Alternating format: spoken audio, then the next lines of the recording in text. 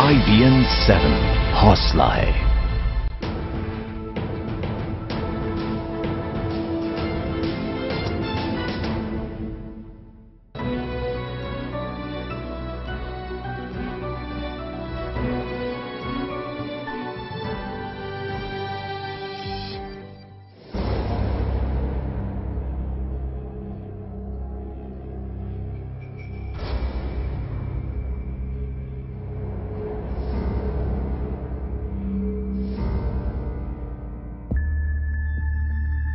मैं वीरा हूँ।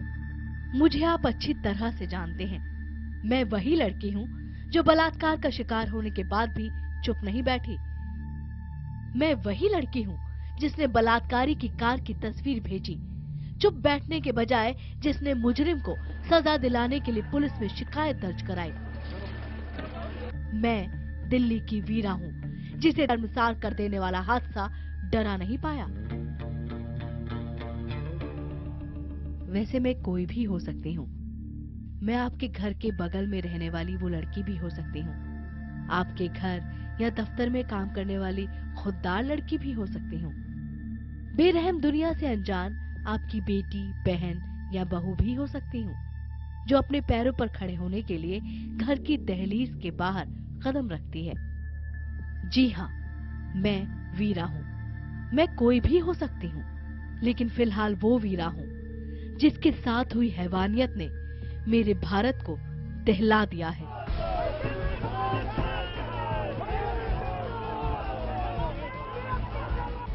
देश को एक बार फिर 16 दिसंबर और निर्भया याद आने लगी है।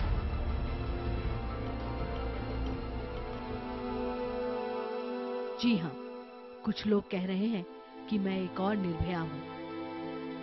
मेरे साथ उस रात जो हुआ वो ये बताने के लिए काफी है कि मेरे देश में कुछ भी नहीं बदला है। निर्भया के अंजाम पर देश में जो गुस्सा पैदा हुआ था, नौजवानों के दिलों में जो आग लगी थी, उस आग की तपिश देश की तकदीर लिखने वाले सियासतदानों, नौकरशाहों और पुलिस वालों को शायद नहीं पिघला सकी। इसीलिए मेरे साथ जो हुआ उस पर देश एक बार फिर उबल रहा है।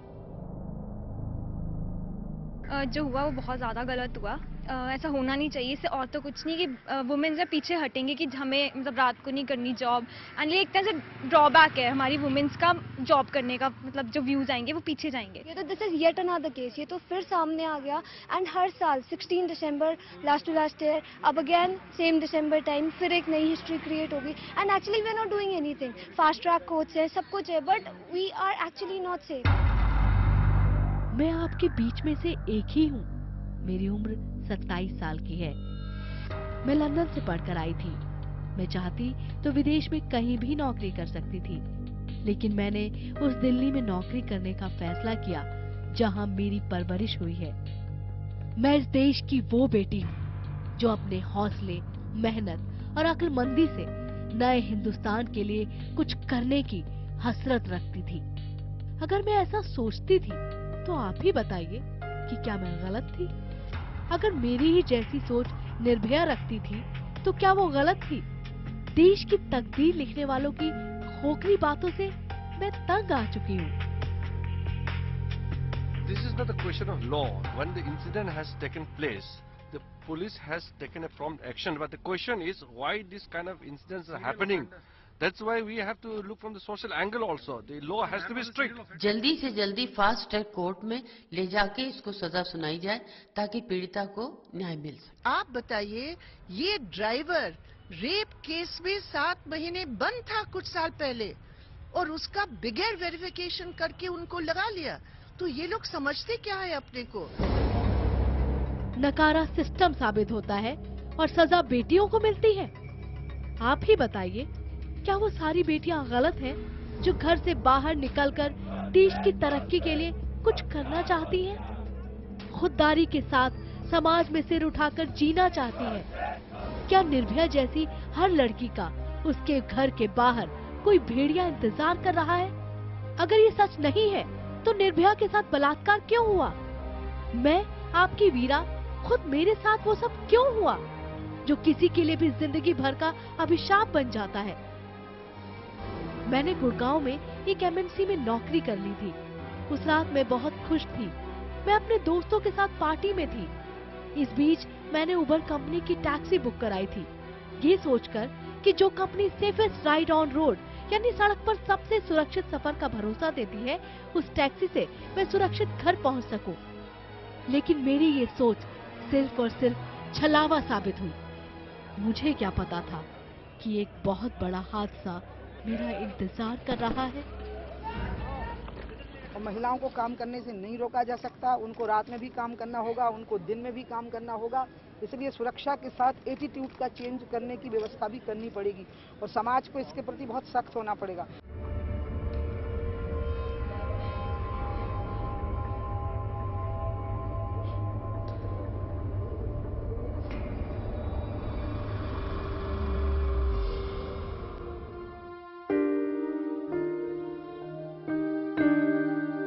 आप ही बताइए, मेरी क्या गलती? मैं पढ़ी लिखी हूँ, अपने पैरों पर खड़ी हूँ, देश की राजधानी दिल्ली में रहती हूँ, दफ्तर में देर तक काम करती हूँ, कभी कभी दफ्तर के बाद पब में, क्लब में जिंदगी का जश्न भी मनाती हूँ। मैं पूछती हूँ कि क्या अंधेरा घिरते ही मुझे भी गांव में रहने वाली बेटियों की तरह घर में दुबक जाना चाहिए, जिनके साथ इसीलिए बलात्कार होता है क्योंकि उनके घरों में टॉयलेट नहीं होते। उन्हें खेतों में जाना पड़ता है जहाँ छुपे होते हैं अस्मत के लुटेरे।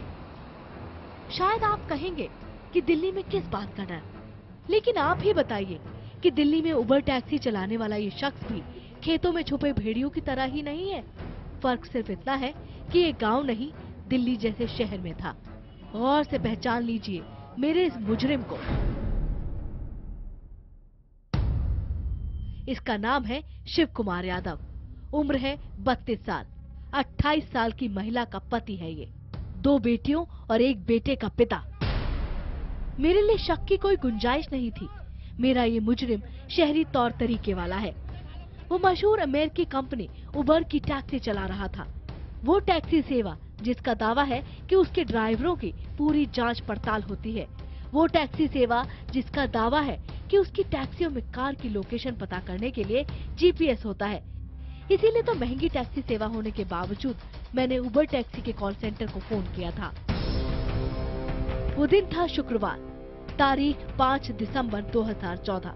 जगह थी बसंत विहार, दिल्ली। मैं गुड़गांव के अपने दफ्तर से काम करने के बाद दोस्तों के साथ एक पब गई थी। मैं थोड़ा नशे में भी थी। इसके बाद मैं दोस्त के साथ साउथ दिल्ली के बसंत विहार पहुंची, जहां उबर कैब पर बैठकर मैं नॉर्थ दिल्ली के इंद्रलोक में अपने घर की तरफ निकली थी। कुछ नशे और कुछ दफ्तर में काम की थकान की वजह से मेरी आंख लग गई थी।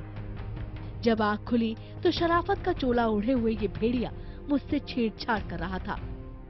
इसने मुझसे बलात्कार किया। मैंने जब विरोध किया तो इस बेरहम शख्स ने मुझसे मारपीट की। इसे लगा कि मैं डर गई हूँ। ये मुझे इंद्रलोक में मेरे घर के पास तक ले आया। जाते जाते इसने मुझे धमकी दी, अगर मुंह खोला तो सरिया घुसेड़ दूंगा। मुझे इस धमकी ने निर्भया कांड की याद दिला दी। वो दिसंबर की ही रात थी जब चार्टर्ड बस में मेरी जैसी ही एक लड़की से दरिंदगी की गई थी। बलात्कारियों ने सचमुच उसके पेट में सरिया डाल दिया था। मैं सहम गई थी। ये शख्स भी मेरे साथ वही कर सकता था। मैं उस वक्त चुप रही, लेकिन मैंने ठान लिया था कि मुझे क्या करना है।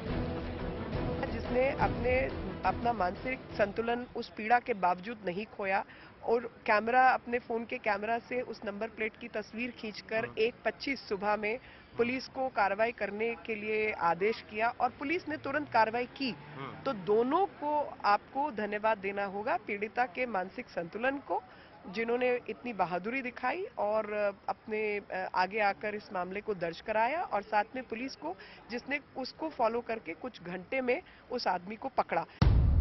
मैंने इस शख्स की कार की तस्वीर अपने मोबाइल फोन के कैमरे से क्लिक कर ली थी।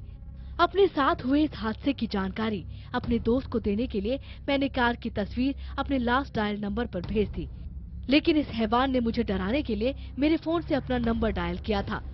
वो तस्वीर इसके फोन पर ही पहुंच गई। इसने मुझे फोन कर फिर धमकाया।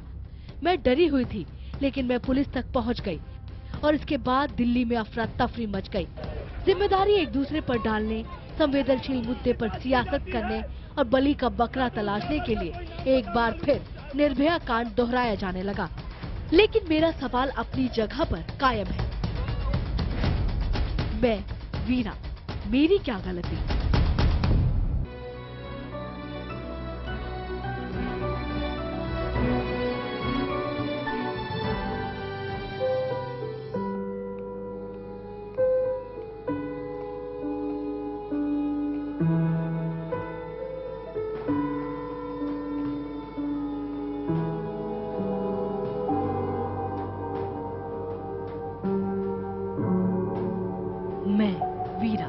देश की बेटी, मैं वीरा, जिसे अति सुरक्षित दिल्ली में सुरक्षित समझी जाने वाली टैक्सी सेवा के ड्राइवर ने बलात्कार का शिकार बनाया।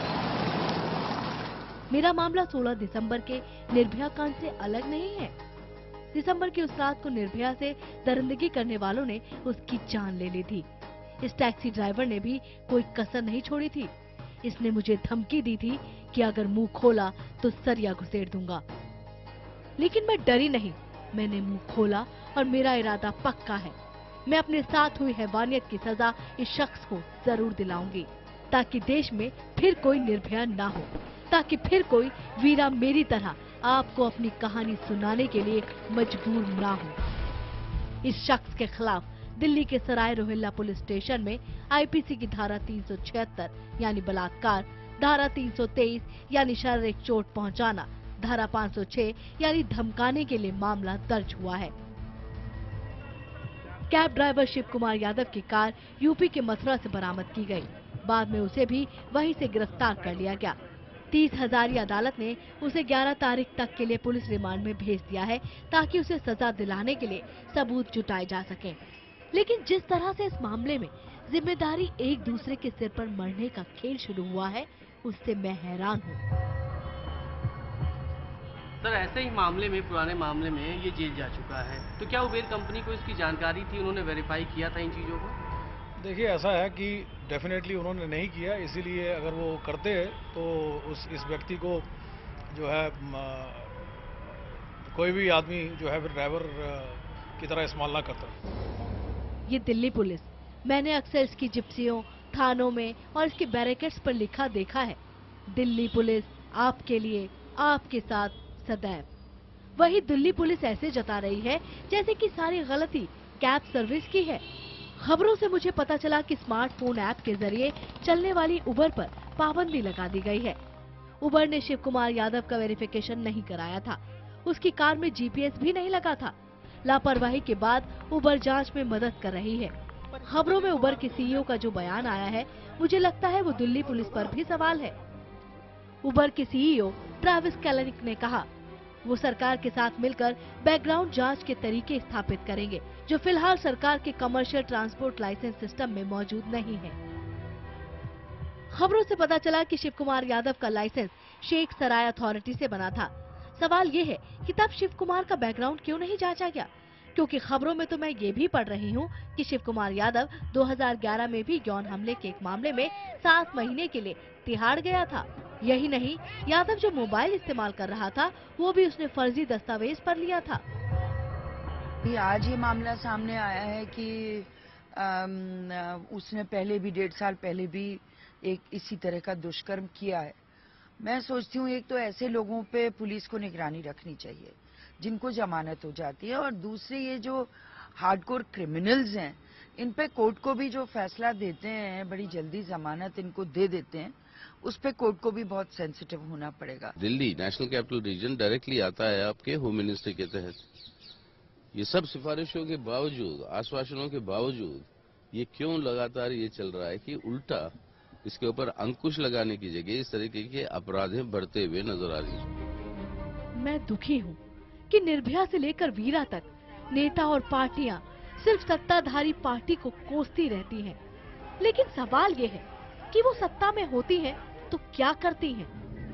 निर्भया कांड तब हुआ था जब यूपीए की सत्ता थी। पश्चिम बंगाल में जब कम्युनिस्ट शासन था, तब आरोप लगे थे कि बलात्कार चुनावी राजनीति का हथियार ही बन गया है। सवाल ये है कि पुलिस बलि का बकरा तलाशे या नेता सियासी रोटियां सेके, लेकिन भुगतती देश की बेटियां क्यों हैं? और सरकारें सिर्फ अफसोस जताकर सख्त कानून का वादा कर क्यों खामोश हो जाती हैं? I rise to report an extremely unfortunate incident of sexual assault on a young woman in the night intervening 5 to 6/12/2014. The Government of India strongly condemns this dastardly act. It will be ensured that all necessary steps are taken to bring the offender to justice. Nirbhaya के बाद भी कुछ नहीं बदला। ना मालूम मेरे बाद कुछ बदलेगा या नहीं, लेकिन मैं सिर्फ इतना कहना चाहती हूँ कि सरकार, पुलिस और समाज की नाकामी की सजा हम क्यों भुगते? अगर देश की राजधानी में निर्भया या वीरा बलात्कार का शिकार बनाई जाती है तो इसमें उनकी क्या गलती?